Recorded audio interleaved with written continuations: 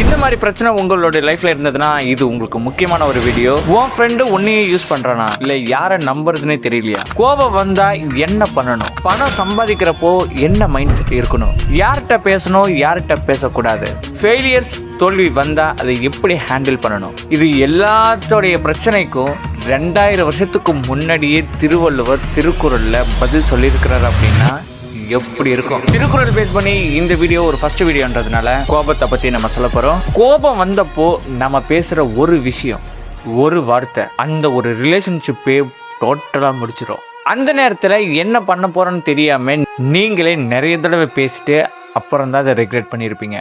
இந்த பிரச்சனைக்கு எழுதப்பட்ட குறள் தான் தீனார் சுட்டப்புண் உள்ளாரும் மாறாதே நாவினால் சுட்டவடு.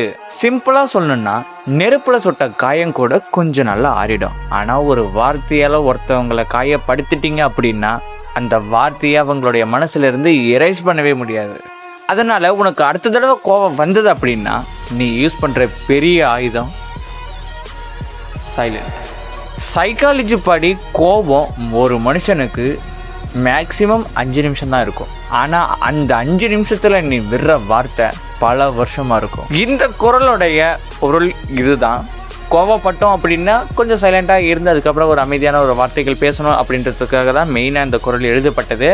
பொருள் அந்த நேரத்துக்கு அந்த வயசுக்கு நம்மளுக்கு புரியாமல் எவ்வளோ மிஸ்டேக்கெல்லாம் நம்ம எழுதியிருக்கோம் அப்படின்றது நம்மளுக்கு தெரியும்.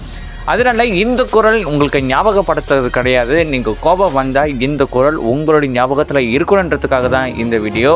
ஒன்ஸ் அகைன், தீனார் சுட்ட புண் உள்ளாரும் மாறாதே நாவினால் சுட்டவடு.